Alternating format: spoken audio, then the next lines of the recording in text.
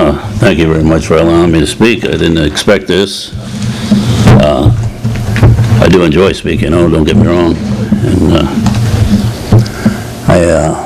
my name is George Garner. I'm from Rocheport, Missouri. I live in Boonville, Missouri, my wife and I. And I'm originally from Pennsylvania.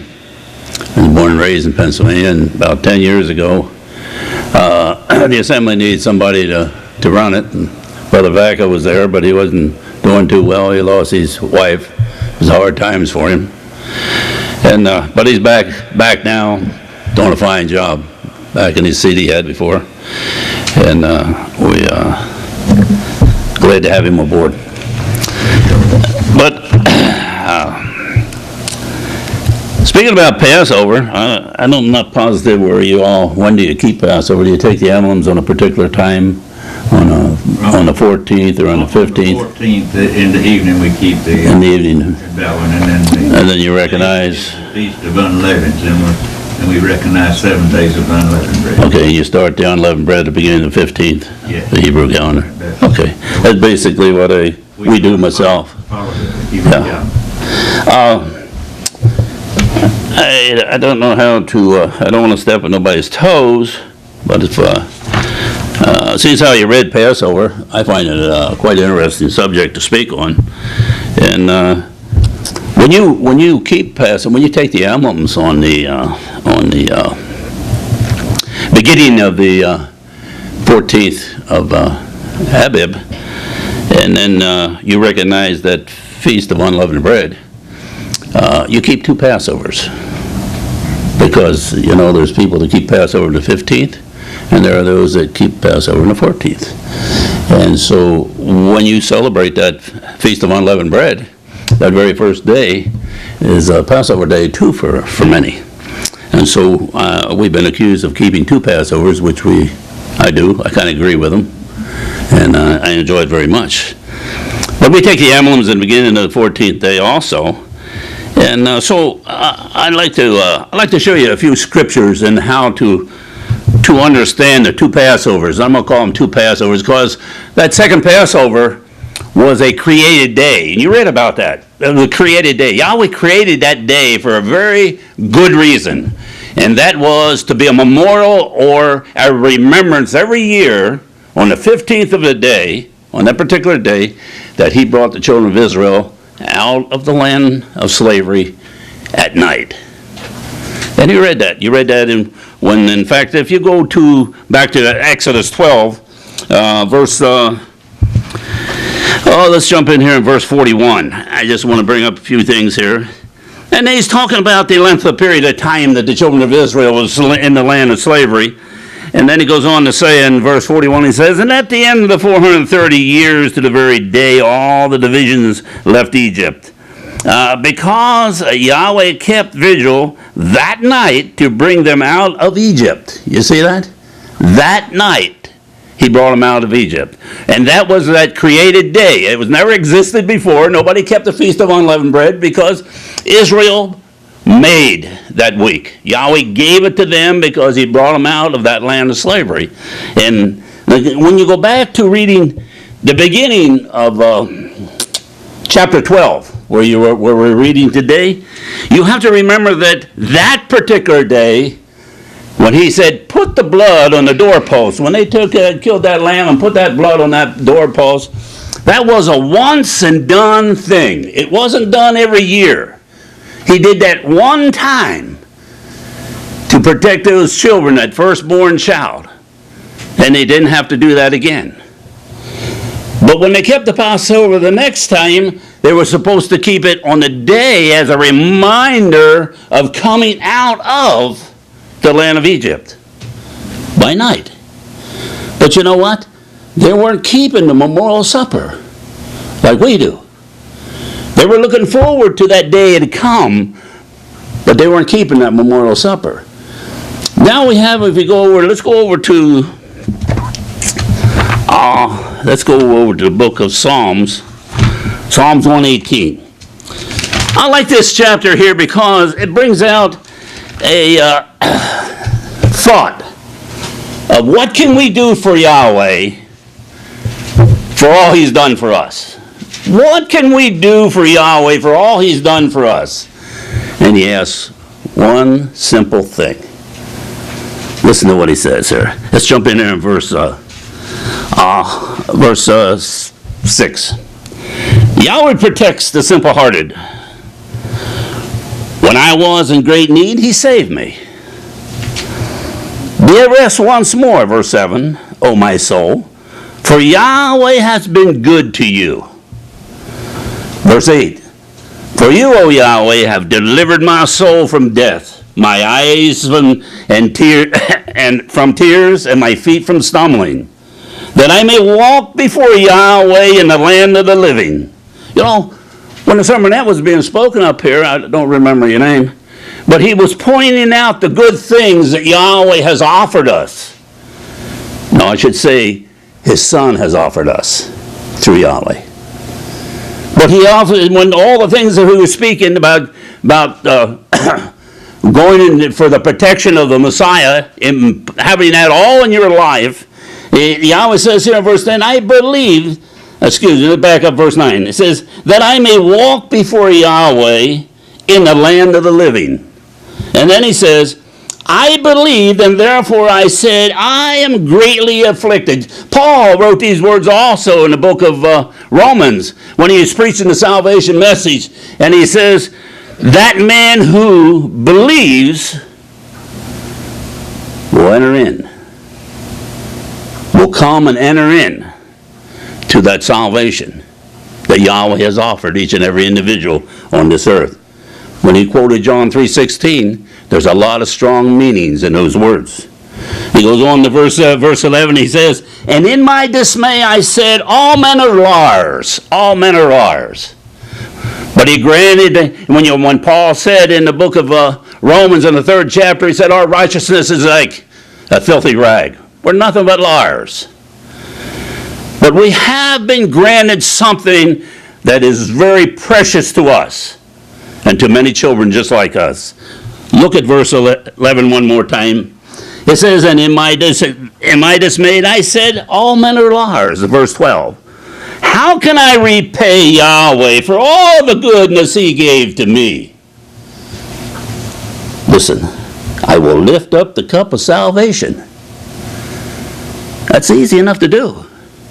I will lift up the cup of salvation, which represents the blood of Yahshua Messiah, does it not? And I will sip that blood, as Yahshua said in the book of John, you must partake of that blood in my body. And once a year we do that. We humble ourselves once a year to lift that cup up. And he says, I will lift up the cup of salvation and I will call on the name of Yahweh. And I will fulfill my vows to Yahweh in the presence of all the people. You know, that's a great blessing there. Let's go over to what Paul talks about in the book of Corinthians about the lifting up the cup.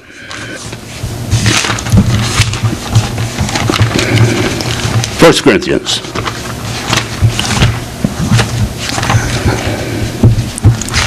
11th chapter. Let's jump in here and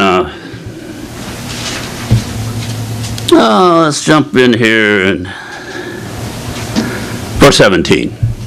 Now here we are where Paul was talking to these children and they were about ready to lift up the cup of salvation, and here some of them were getting drunk, celebrating the beginning of the festival. Many of them were getting drunk and rejoicing, and participating in having a good time.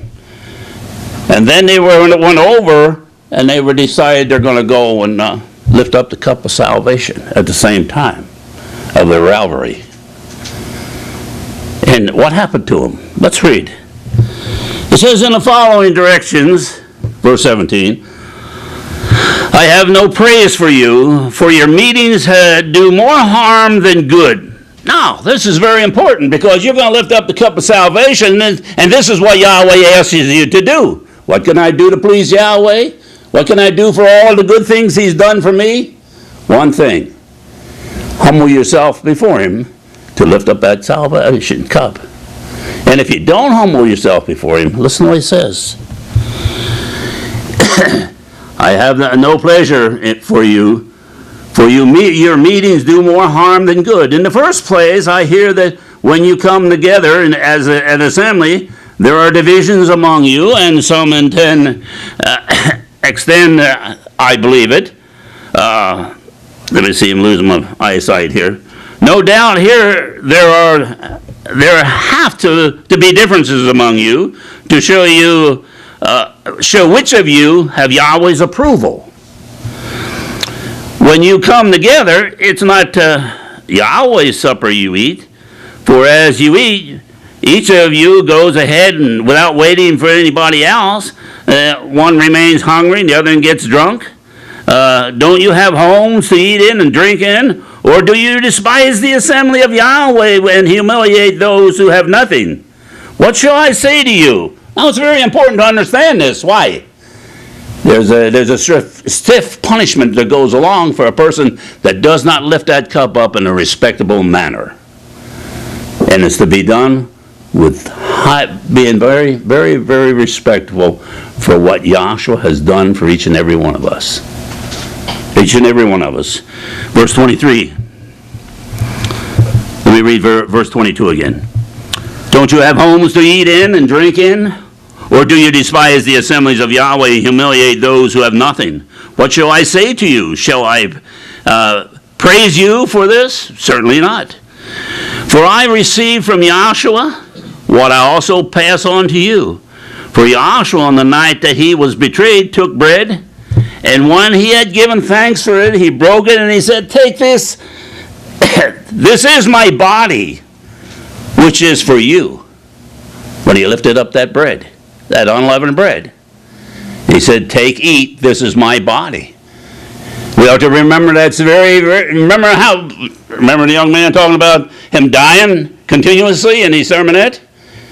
He says, remember those days. Remember how I suffered. Remember everything that happened to me.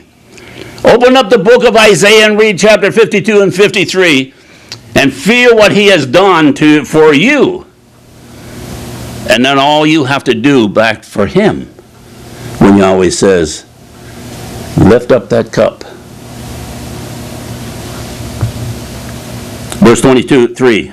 For I received from Yahweh what I also pass on to you, that Yahshua on the night that he was betrayed, he took bread, and when he had given thanks, he broke it and said, "This is my body, which is for you. Do this in remembrance of me." And in the same way, after the supper, he took that cup, saying, "This cup is the new covenant that he has made with each and every one of us." What is that new covenant that he's talking about? Is it everything that's written here in the book of the New Testament? Yeah, it all has something to do with that. It definitely does. But what does a covenant say? What does a covenant say? Hebrews. He was touching on it quite a bit up here. Hebrews, the 10th chapter, verse 15. Listen to what he says. You don't have to turn there. You can look it up later. It says, the Holy Spirit, the Spirit testifies to us of this. First he says, this is the covenant. This is the covenant I will make with them. After that time, he says, Yahweh, I will put my laws within their hearts, and I will write them on their minds. Then he says, their sins and lawless acts I will remember no more. And where these have been forgiven, there is no longer any sacrifice for sin. None whatsoever. So when you lift up that cup of salvation, remember the covenant that you made. Remember that covenant. For he placed them right here and in here. That's what brings our life. Good life, long life. That's what gives you the blessings of life. If you walk in them, where do you fail? What causes the curses in our lives? It's I wish I knew a first name. Frank. It's what Frank was talking about up here. It's what Frank was talking about. When you break that law, there's a consequence. When you walk in it, there's a blessing. Yahweh says in the book, he said to Moses, teach these things, and they will prosper, but give them choice. He says, I set before you life and prosperity, death and destruction. The choice is ours. And when we lift up that cup of salvation, we must have great respect for our Messiah. We must honor him and respect him and know him in many, many different ways. Let's go back to verse 27, chapter 11. Therefore, whoever eats the bread and drinks this cup of Yahshua in an unworthy manner, will be guilty of sinning against the body and the blood of Yahshua. What's an unworthy manner? What's an unworthy manner? It's when you go to the Passover table and you're not remembering that this is the night to be quiet and listen and remember the things that Yahshua Messiah has done for you. Not the night to sing and dance. The singing and dance comes on the second Passover. You understand what I'm saying? The singing and dancing comes on the second Passover. That's a command. On that memorial night, you are to rejoice before Yahweh. That's when the singing and dancing. But then when you lift up this cup of salvation, this is the only thing that Yahweh has said to us, and he has offered and said, what can I do, says the psalmist, to please Yahweh for all he's done for me. Lift up that cup of salvation. But here's the gentlemen that were partying and being rowdy, not having any respect for that table. That's what that is. Listen to what he says. He says, we'll be guilty of sinning against the body and the blood of Yahshua Messiah. It's that blood that we must remember continuously. It is that blood that covers our sins. That blood of Yahshua Messiah. When he put that blood in that heavenly tabernacles, and you read about it in the book of Hebrews, the 9th chapter, when he put that blood in that heavenly tabernacles, he cleansed us. And he cleansed the heavens and those who sinned in the heavens. But he put it on that once and for all. Once did and done. Just like that blood was put on the doorpost that night. You don't have to put that blood in the doorpost now. Those children said that purpose was served. Now you remember that Memorial Day. Now you remember that Memorial Day. Let's keep your finger there, and let's go over to John chapter 19. This is in the time period of Yahshua Messiah when he was getting ready to be impaled. Let's put it that way. Let's jump in here in chapter 19. Let's jump in here in verse 11. Pilate's talking to Yahshua, and Yahshua's answering him. He says, you would have no power over me, he says, if it had not been given to you from above. Therefore, the one who handed me over to you is guilty of a greater sin. And from there on, Pilate tried to set Yahshua free. But the Jews kept on shouting, if you let this man go, you're no friend to Caesar. And anyone who claims to be a king opposes Caesar. And Yahshua said, I am a king. It was prophesied he was to be a king. So he became a king and a high priest. He is the high priest of the family of Yahweh. Don't ever forget that. He is the high priest of the family of Yahweh. And he bears that name on that mitre as the high priest of Israel war. But he sits there as a priest forever. Period. He doesn't have to qualify himself anymore. What he's doing now is cleansing sons and daughters so that they will walk before him innocently, free of being guilty of sin. He goes on to say here, period of time. There's a period of time I want you to look at here. And I'm bringing this up for a reason. When Pilate heard this, verse 13, he brought Yahshua out and sat him down, and the judge's seat at a place known as the stone payment, which is in Aramaic Gabbatha. I can't pronounce it with a Dutchman accent. It was the day of preparation of the Passover week. about the 6th hour. It was the preparation for the Passover week. You remember the Jews? They wouldn't go into the court. Why wouldn't they go into the court? They didn't want to pollute themselves. Why? Because they were going to keep the Passover. They were acknowledging the Passover on the 15th day. Were they wrong or were they right? They were doing it. It's registered right here. This is the way it says. It says, it was the preparation day of the Passover week. What is the preparation day? What is the preparation day before a Sabbath day? It is the day that you prepare yourself for the Sabbath. This here was the preparation day for the Passover week. That is, we take the emblems, it's around 7 o'clock on the 14th day in the evening. We lift up that cup of salvation before Yahweh. We have the foot washing ceremony. And then we can eat leaven if we want to after we take the Passover emblems, but we don't. My wife and I don't. We don't wait till the first day of the Feast of Unleavened Bread to clean all the leavening out of our house. We do that in preparation months ahead of time. We don't buy anything that's going to have a lot of leavening in it. We don't store anything that has leavening in it. It's a waste to us. But we prepare. That's what it's all about, preparation. Let us go on here a little further. This was a preparation day that Yahshua died on. He died at the same time the Passover lamb was being killed for that memorial supper on the 15th day. For it was on that night they came forth out of Egypt by dark that we are to remember of a memorial service every year. Every year. Now that confuses a lot of people. That confuses a lot of people in this faith. Because some will keep the Passover on the 15th day, and some will keep the Passover on the 14th day. But I had good teachers, and I think they done well in teaching me. And I think by understanding that you keep 2 Passovers is kind of a funny thought.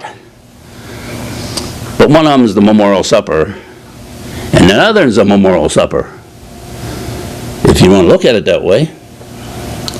One is a command that Yahweh said, remember this day that you came forth out of Egypt forever. They'll be doing it in the kingdom probably. And the other is the time we lift up the salvation message. At the same time we lift that cup up was the same time Yahshua gave that New Testament covenant to us. In the beginning of the 14th day. And we do that in respect. And we do it in such a way that we don't dishonor it. We don't dishonor it.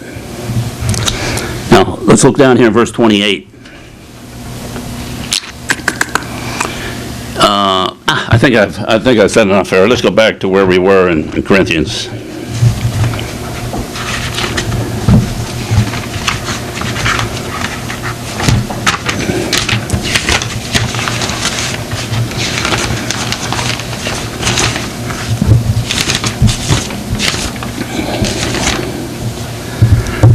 Go back here in verse 27 again. Therefore, whoever eats this bread or drinks of this cup in an unworthy manner will be guilty of sinning before against the body and the blood of Yahshua the Messiah. A man ought to examine himself before he eats the bread and drinks the cup. You know, if you've done something wrong, here's the way a lot of brothers think. Well, I can't take Passover this year. Well, why not? Well, I got too much on my plate that I've done wrong. And I says, you know, humble yourself and go over there in the corner, you know. That's what you do. Because if you're sincere in here, He'll forgive you and you can lift that cup up. That's the goodness we have that has been provided for us. But, you know, if you totally say, I don't have to take Passover, I'm not going to take it, I'm not going to lift the cup up. Remember some of the scriptures that's in the book of Exodus that they were reading today. And it says, you will be punished for doing things in an unworthy manner. So you should prepare yourself for lifting that cup up and not let it go by, because he says, I will cut you off. You don't want to lift a cup up without saying, forgive me for what I've done wrong. That would be kind of a dumb thing to do, wouldn't it? Because even the animal sacrifice had to be offered when sins were offered, when forgiveness of sin, unintentional sin, for unintentional sin. And the same way with the blood of Yahshua Messiah, you should use you should use these words here to make things secure for yourself. He goes on to say here in verse 29, for anyone who eats and drinks without recognizing the body of Yahshua Messiah eats and drinks judgment on himself. That's the important thing. You remember that wine represents the blood of Yahshua Messiah, and that blood sealed the covenant and brought forth forgiveness of sins for you. That's not hard to remember. And when you eat that unleavened bread, that represents the body that suffered for you, that man that carried that blood. It took that blood and that blood only to bring us free from the curse of Yahweh's law. That blood and that blood only. He goes on to say, verse 29 again, for anyone who eats and drinks without recognizing the body of Yahshua eats and drinks judgment on himself. That is why many among you are weak and sick, and a number of you have fallen asleep. But if we judge ourselves, we would not come under the judgment. When we are judged by Yahshua, we are being disciplined so that we will not be condemned with the world. So it doesn't take much, and it don't take a rocket scientist to figure out what you're doing within your own heart and mind. If that conscience bothers you and that stomach's upset, you know there's a reason. But if you walk in the good grace of Yahshua Messiah and exercise the benefits he's given to us and walk the way we're supposed to walk, it's called the renewing of the mind. And he renews our mind continuously. It doesn't stop. It doesn't stop when you're baptized. If you're in that water at 14 years old or 12 years old, I don't care how far back you go, it doesn't stop. It goes on. You still got to conquer it, right? How long? I would say I'm almost 70, so I'm still doing it. I'm still conquering. I'm still asking for forgiveness. And I know every one of you in this room is doing the same thing. We're all built in such a way that we're going to change from this physical into the spiritual. That's the goal. That's a goal that we're working for. Let's go back to Deuteronomy. Deuteronomy 16.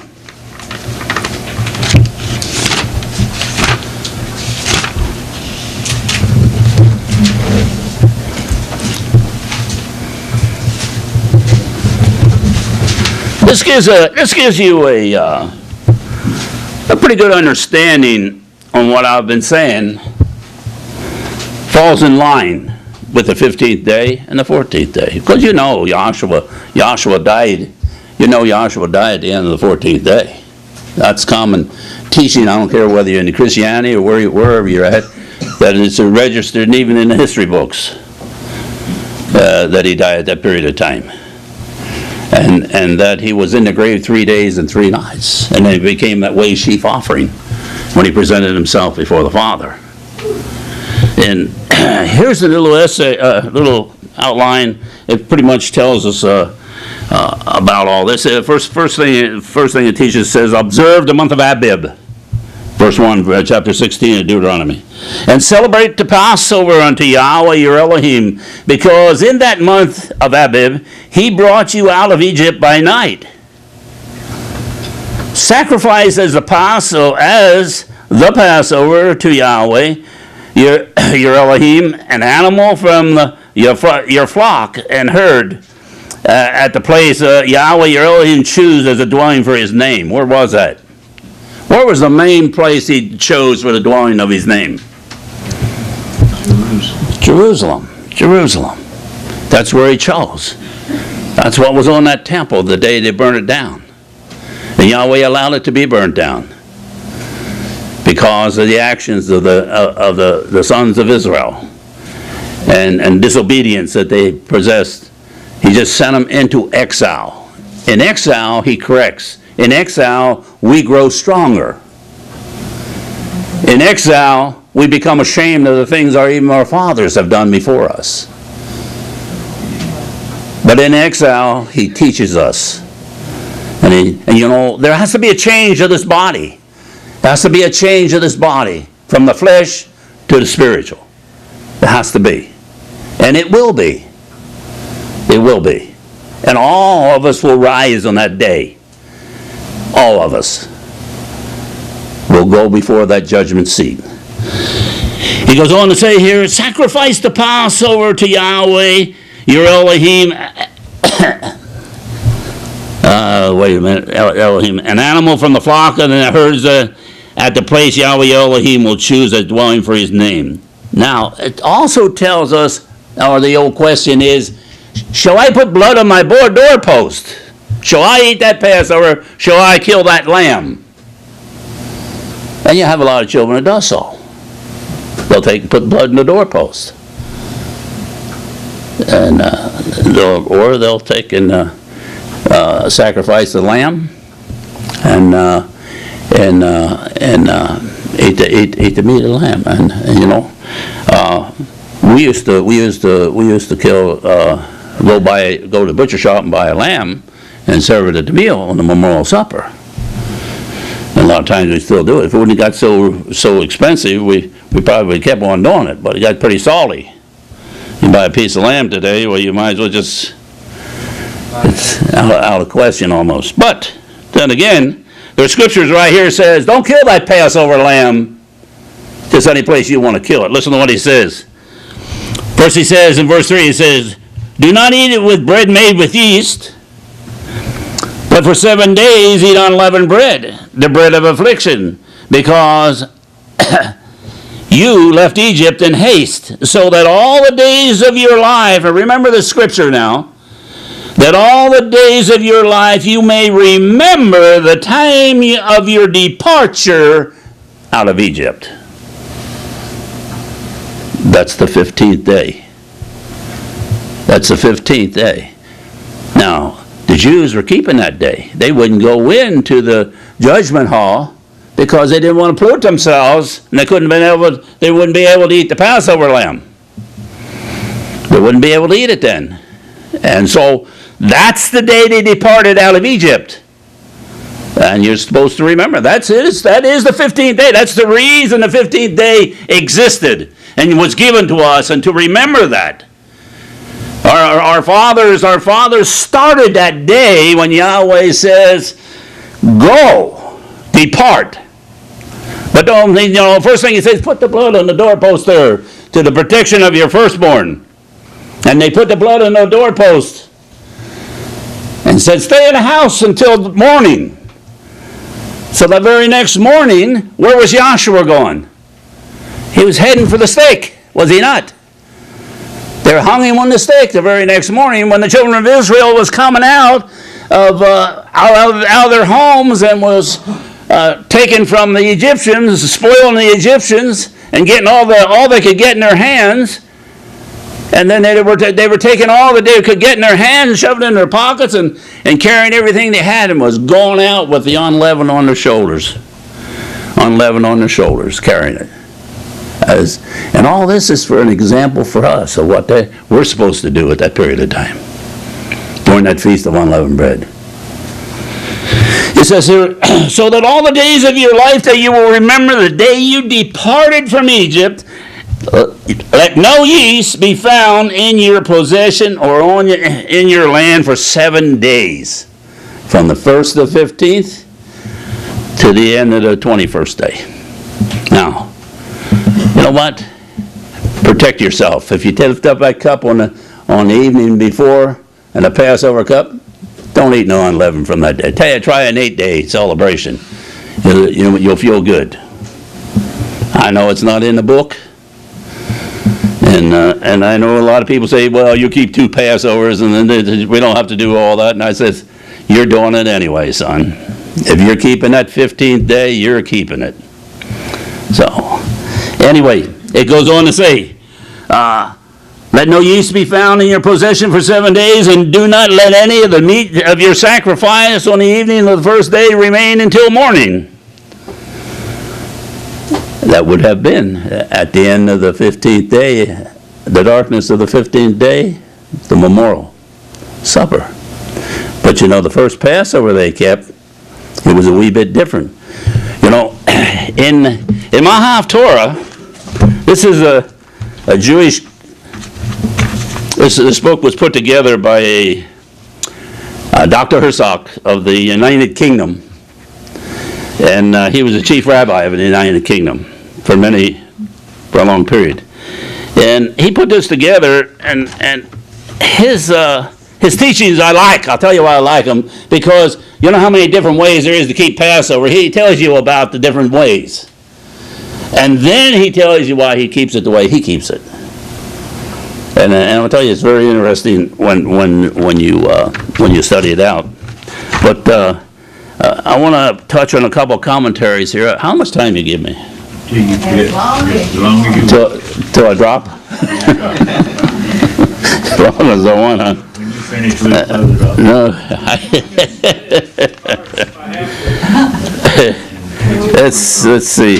This is a commentary on, I'm back in Exodus. I'm back in Exodus 12. And this is a commentary here.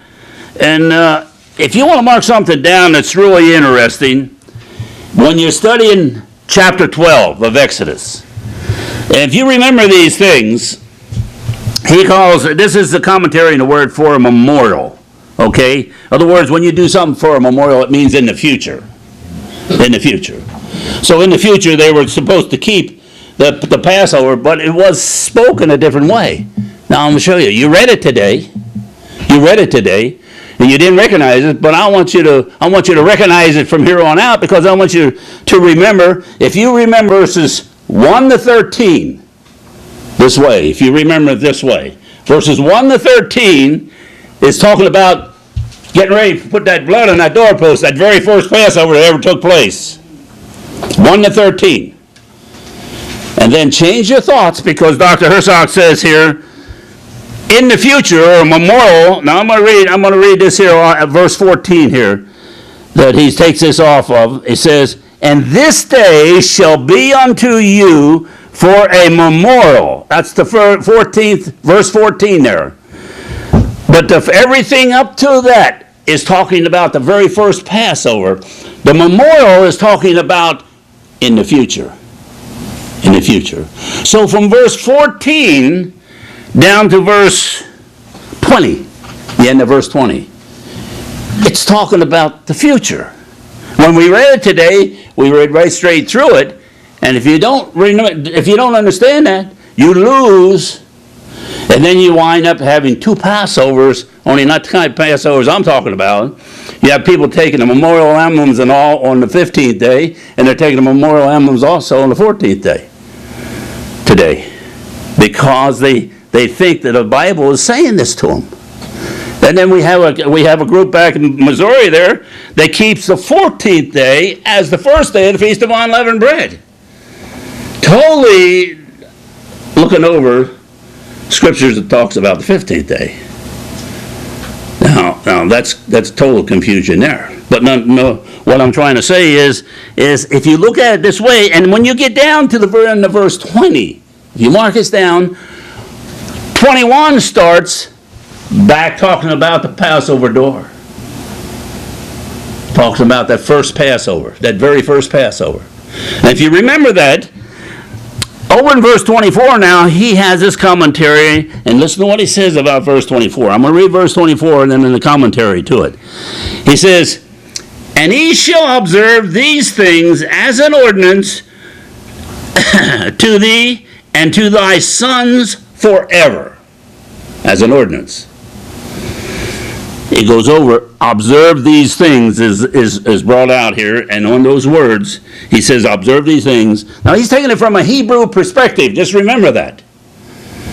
He's taking it from a Hebrew perspective. And remember, Joshua, in the time of Joshua, they were keeping the Passover just like I've said.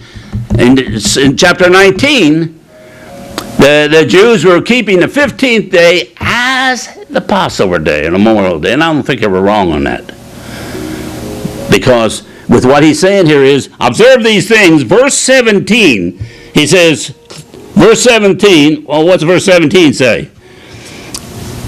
Verse 17 says, and ye shall observe the feast of unleavened bread, for in this selfsame day I have brought your host out of the land of Egypt, and therefore ye observe this day throughout your generations. Yeah, now, you see what I'm saying? But back here, and he says here, the reference here is to the Passover celebration and not to the sprinkling of the blood. What's he mean by that? He means that when they put that blood on that doorpost there in that day, that was done once and for all, and never to be done again. And they did that at the beginning of the 14th day. That ain't hard to prove to yourself. But when it says, observe these things, or in the future, remember what happened in the days of Yahshua Messiah. It wasn't by coincidence that all these things happened on that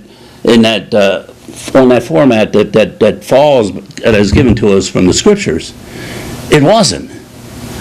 It worked out just the way Yahweh. You think that they put the blood on the doorpost, and then here comes a man along, 1,000 years later, and they take his blood, and his blood is given for a new covenant. And he died on that same day. But he gives us this covenant at the period of time that blood was being put on the doorpost, and that death angel was passed over, and here he was in the Garden of Gethsemane, and he was being punished for everything that could be done. They had beaten him and everything else. Anything you could think of, Isaiah said he was a tremendous mess when they nailed him to the tree. Do you think all that was by coincidence on the same day? 1,000 years later? No. Same way, it's not a coincidence. Lost my word there. Coincidence, yeah. The Dutchman gets these words tongue-tied. You have to look over that for me. You remember them guys that were in Ephraim, they couldn't pronounce the word Sabaoth? I don't know if I'm saying it right. Anyway. We all have our colloquial. Anyway, the rest of this says, and not to the sprinkling of the blood, meaning not that particular day. Not that particular day. But Yahshua went back and gave us the covenant, the New Testament covenant, with his apostles, disciples sitting there, and he says, remember these things and teach them. And it wasn't by coincidence at all. It was the way Yahweh laid out it. You know what? When you think about Passover and the fulfillment of the fleshly fulfillment of Passover, think about that. And now think about the spiritual fulfillment of Passover. Yahshua Messiah. And he spiritually fulfilled what that lamb represented back there and the protection that come from that blood. It was the blood on the doorpost that protected the children, did it not? And it was the blood of Yahshua Messiah that protects us. Not by coincidence.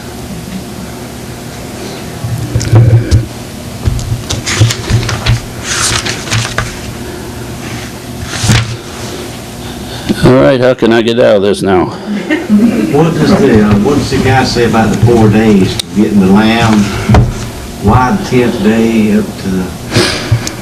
Okay, let me go back one more time. The guy that has the commentary. Take the lamb on the 10th day.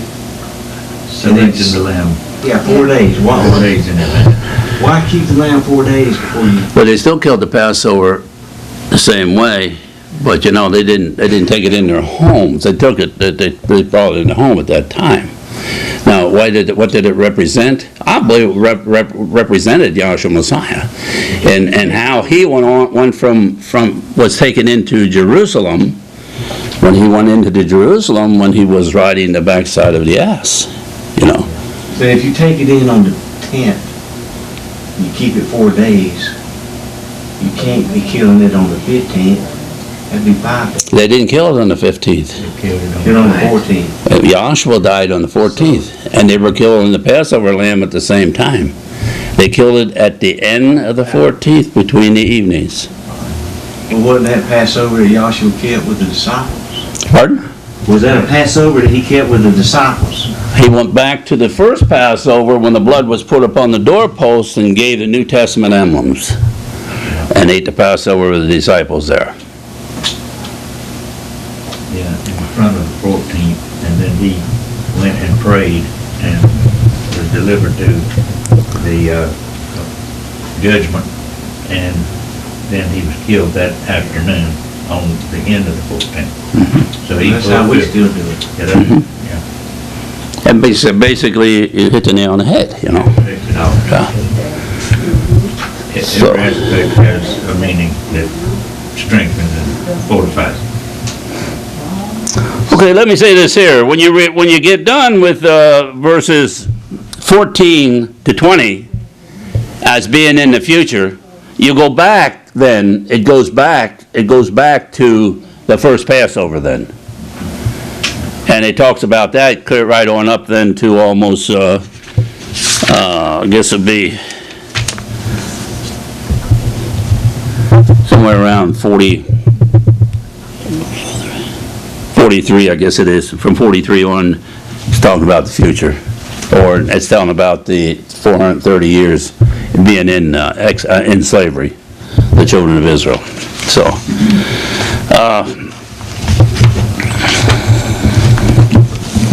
let's go back to Deuteronomy 16, and I'll put an end to my talk here. Deuteronomy 16. And let's jump in here in verse 3.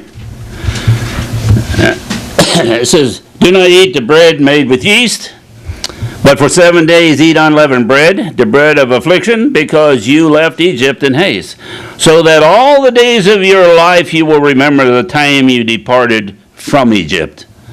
Let no yeast be found in your possession in all the land for 7 days, and do not let any of the meat of your sacrifice on the evening of the first day remain until morning.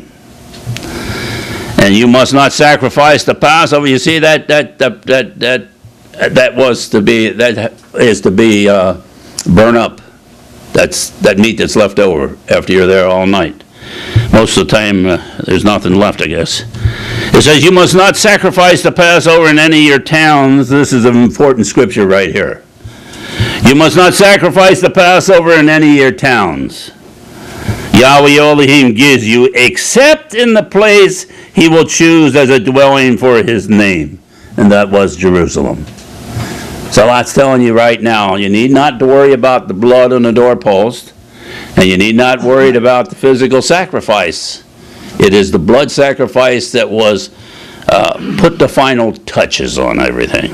In fact, I'll go and I'll let me finish up here, and I'll go back to boy, I had something on my mind there and slipped away from me again.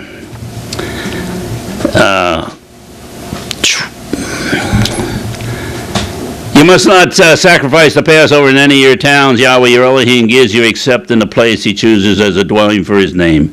There you must sacrifice the Passover in the evening until the sun goes down on the anniversary of your departure from Egypt." And I think that's very clear as many times as you read those words right there. They're just clear. They show up too many times.